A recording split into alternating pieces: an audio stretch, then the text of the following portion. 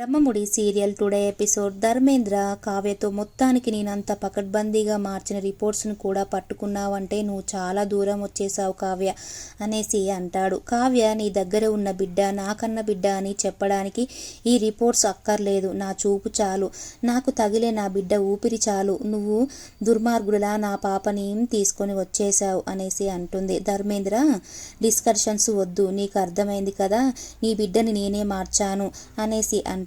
నీ దగ్గర ఉన్న బిడ్డ నా బిడ్డకి ఆరోగ్యం బాగోలేకపోతే నీ బిడ్డను నేను తీసుకొని వచ్చాను, నా బిడ్డగా నేను మార్చుకున్నాను అనేసి అంటాడు. అప్పుడు కావ్య ఎందుకు మార్చావు, అయినా నా బిడ్డను మార్చే హక్కు నీకెవరిచ్చారు అనేసి అంటుంది. అప్పుడు ధర్మేంద్ర చూడు, నీ మీద నాకు ఎలాంటి పగ ద్వేషం లేదు, ఈరోజు మాకు పుట్టిన పాపకి ఆరోగ్యం బాగోలేదన్న కారణంతో నేను మీ బిడ్డని మార్చాను, అయినా నా భార్య సంతోషం కోసం నేను ఏదైనా చేస్తాను అనేసి అంటాడు. అప్పుడు కావ్య అంటే నీ భార్య సంతోషం కోసం నువ్వేదైనా చేస్తావు, కానీ నేను కన్న బిడ్డని నాకు దూరం చేసి నాకు కన్నీళ్లు పెట్టిస్తావా ధర్మేంద్ర అనేసి అంటుంది. అప్పుడు నీది అరణ్య రోదనే అవుతుంది, నా భార్య కోసం నేను ఏదైనా చేస్తాను, నువ్వు సైలెంట్గా వెళ్ళిపో కావ్య అనేసి అంటాడు. అప్పుడు కావ్య నా బిడ్డను వదిలిపెట్టి నేను ఎక్కడికి వెళ్ళను, నా బిడ్డను నువ్వు అప్పగించాలి, లేదంటే నేను ఊరుకోను అనేసి అంటుంది. అప్పుడు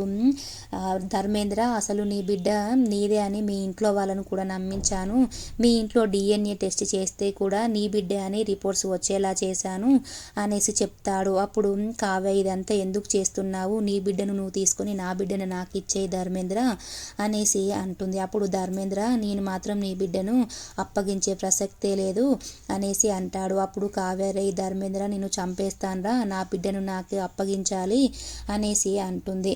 అప్పుడు ధర్మేంద్ర కావ్యతో మీకు పాప కావాలనుకుంటే మరోసారైనా మీరు బిడ్డను కనొచ్చు, కానీ మాకు మాత్రం అవకాశం లేదు, అందుకోసమే నీ బిడ్డను మాత్రం నేను ఇవ్వను, కావాలంటే నీకు ఎంత డబ్బు కావాలో చెప్పు నేను ఇస్తాను అనేసి అంటాడు. అప్పుడు కావ్య నీ డబ్బు నాకేం అవసరం లేదు, నా బిడ్డ కావాలి నాకు, నేను పేగు తెంచుకొని పుట్టిన నా బిడ్డను నీకెలా ఇస్తానురా నేను అనేసి అంటుంది. అప్పుడు ధర్మేంద్ర ఇవన్నీ కాదు కావ్య, నేను మాత్రం నీ బిడ్డను అప్పగించను, నా భార్య సంతోషం కోసం నా దగ్గర ఉంచుకుంటాను అనేసి చెప్తాడు. అప్పుడు కావ్య ఈ పదవితో వచ్చిన పవర్ నీది, పేగు తెంచుకొని పుట్టిన బిడ్డ నాది, నీది నీ డబ్బుతో నిండిన అహంకారం నీది, ప్రేమతో నిండిన మమకారం నాది, రక్తం పంచి పుట్టిన నా అమ్మతనం ఇంకా నీకు తెలియట్లేదురా, ఇప్పటి నుంచి నేను నువ్వు మొదలు పెట్టావు, నేను ముగిస్తాను అనేసి అంటుంది కావ్య. నా కన్న బిడ్డను నువ్వు నాకు ఇవ్వాలి, లేదంటే నేను ఊరుకోను, ఒక 15 రోజులు మాత్రమే నేను నీకు టైం ఇస్తాను, ఆ 15 రోజులలోనే నా బిడ్డను నాకు చేర్చాలి అనేసి అంటుంది. అప్పుడు ధర్మేంద్ర నేను మాత్రం నీ బిడ్డను మాత్రం ఇచ్చే ప్రసక్తే లేదు అనేసి అంటాడు. అప్పుడు కావ్య ఎలా చేర్చవో నా బిడ్డకు నా దగ్గరికి నేను చూస్తాను అనేసి కావ్య వచ్చేస్తుంది. కావ్య వాళ్ళ ఇంటికి వచ్చేస్తుంది. వచ్చేయంగానే రాజు అక్కడే ఆగు కావ్య అనేసి అంటాడు. కావ్య ఎందుకండి అనేసి అంటుంది. అప్పుడు రాజు ఎందుకు వెళ్ళావు బయటికి అంటే మన కన్నబిడ్డ కోసం వెళ్ళాలండి అనేసి చెప్తుంది. అప్పుడు రాజు అంటే నేను ఫోన్ చేస్తే ఫోన్ లిఫ్ట్ చేయవు, ఉదయం వెళ్ళి ఇప్పుడు సాయంత్రం వస్తే పాప ఎలా ఏడుస్తుంది గుక్కబట్టి, తన తల్లి కోసం పాప ఎంతగా ఏడుస్తుంటే నువ్వు ఎందుకు వెళ్ళావు బయటికి అనేసి అంటూ ఉంటాడు. అప్పుడు అపర్ణ ఎందుకమ్మా కావ్య అలా చేస్తున్నావు, మమ్మల్ని ఎందుకు అర్థం చేసుకోవట్లేవు, ఈ ఇంట్లో నీకున్న గౌరవం మంచిదమ్మా, ఎందుకమ్మా అలా చేస్తున్నావు, నీ కన్న బిడ్డను వదిలిపెట్టి నువ్వెందుకమ్మా బయటికి వెళ్ళావు, ఆ పసికందు ఎంతగా ఏడుస్తుందో అది అర్థం చేసుకోవమ్మా అనేసి అంటుంది. అప్పుడే ఇందిరాదేవి కూడా వచ్చి అమ్మ కావ్య ఎందుకమ్మా అలా చేస్తున్నావు, పాపను వదిలిపెట్టి వెళ్ళడం అంత మంచిది కాదు కదమ్మా, పాప ఏడుస్తూ ఉంది కదమ్మా అనేసి అంటుంది. అప్పుడు కావ్య అమ్మమ్మ నాకు ఈరోజే ఒక క్లారిటీ వచ్చింది, అబద్ధానికి తావు లేదు, ఈరోజు నాకు వచ్చిన క్లారిటీ నన్ను నిలబెడుతుందమ్మమ్మ, మిమ్మల్ని ఎవరిని బాధ పెట్టనమ్మ ఇక నుంచి అనేసి అక్కడ నుంచి పాపను తీసుకొని తన రూమ్లోకి వెళ్ళిపోతుంది.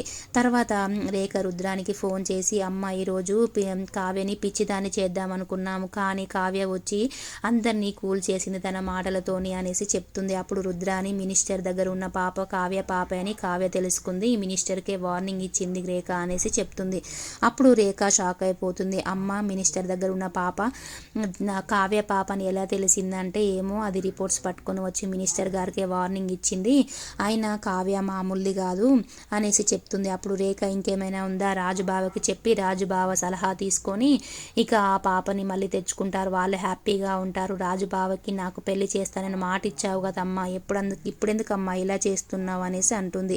అప్పుడు రుద్రాణి అదంతా నేను చూసుకుంటాను, నువ్వేం బాధపడకమ్మా రేఖ అనేసి చెప్తుంది. తర్వాత రాజు కావ్య దగ్గరికి వచ్చి, కావ్య నువ్వెందుకు ఇలా చేస్తున్నావు, నేను ఎప్పుడైనా నీకు సపోర్ట్గానే ఉన్నాను, నువ్వేదైనా మాట చెప్తే నేను వినలేదా, ఇప్పుడు ఎందుకు మాత్రం నువ్వు మన కన్న పాప ఈ పాపే అంటే నమ్మడం లేదు అనేసి అంటాడు. అప్పుడు కావ్య ఏది అబద్ధమో ఏది నిజమో నేనే ఈరోజు తెలుసుకున్నానండి. ఈరోజు నేను గుడికి వెళ్ళానండి, అక్కడ మినిస్టర్ గారు వాళ్ళ వైఫ్ పాపను ఎత్తుకొని పూజ చేస్తుంటే ఆ పాప ఏడుస్తుంటే నన్ను ఎత్తుకోమన్నారండి. ఆ పాప స్పర్శ తగిలి నాకు తల్లి అనే ఫీలింగ్ వచ్చిందండి.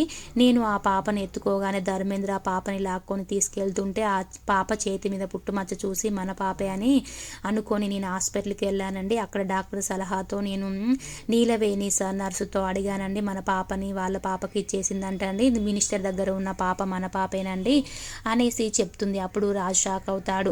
నేను మినిస్టర్ గారి దగ్గరికి కూడా వెళ్ళానండి నా పాపని ఇవ్వమని, కానీ మినిస్టర్ మాత్రం నా పాపకి ఆరోగ్యం బాగోలేదని మీ పాప స్థానంలో వేశాను, నా పాపని మీ స్థానంలో వేసి మీ పాపని నేను తీసుకొచ్చుకున్నాను, కానీ మీ పాపను మాత్రం ఇచ్చే ప్రసక్తి లేదు, మీరు పిల్లల్ని కనొచ్చు కానీ మాకు అవకాశం లేదని చెప్పాడండి.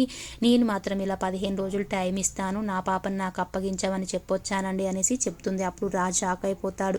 ఏది నిజమో ఏది అబద్ధమో నేను తేల్చుకోలేకపోతున్నాను కావ్య అనేసి అంటాడు. అప్పుడు కావ్య రిపోర్ట్స్ కూడా చూపిస్తుంది, పాప రిపోర్ట్స్ చూడండి, పుట్టుమచ్చ కూడా ధర్మేంద్ర మార్చేశాడండి, ఇప్పటికైనా నమ్మండి, ఒక్కసారి మీరు కేరళకు వెళ్ళి కూడా నాకు ఆరోగ్యం బాగోలేకపోతే ఎన్ని సేవలు చేశారండి, మన కన్న బిడ్డని మీకు చూడాలని లేదా అండి, ఇప్పుడే మినిస్టర్ గారి ఇంటికి వెళ్ళి మన కన్న బిడ్డను చూద్దాం పదండి అంటే రాజు కొద్దిసేపు ఆలోచించి సరే వెళ్దాం పదా అనేసి అంటాడు. రాజు కావ్య ఇద్దరు ధర్మేంద్ర వాళ్ళ ఇంటికి వెళ్తారు పాపను చూడడం కోసం.